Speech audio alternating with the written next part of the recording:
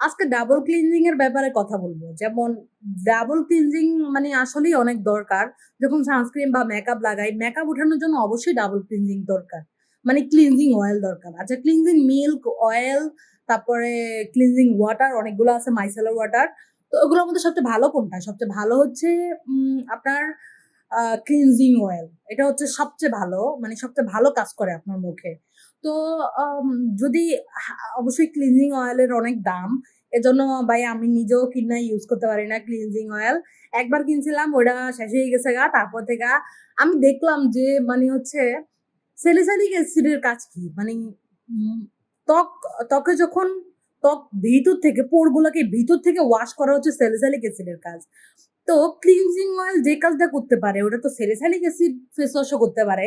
তো আমি কি করলাম মানে বুদ্ধি খাটায়া আ মানে ক্লিনজিং অয়েল বাদ দিয়া যখন আমি আ বেশি আ আ মাঝে মধ্যে সানস্ক্রিন লাগাই অথবা মেকআপ লাগাই, তখন হচ্ছে ক্লিনজিং অয়েল বাদ দিয়া আমি direct salicylic acid face wash লাগাই। আমি পন্ডস এর স্যালিসাইলিক অ্যাসিড ফেস ওয়াশটা ব্যবহার করি। তো ওইটা লাগাই। লাগানোর পরে আমার ওই যে ছোট, ছোট ওই যে ক্লোজ কমেন্ডামস আছে না? ওগুলো আর হয় না।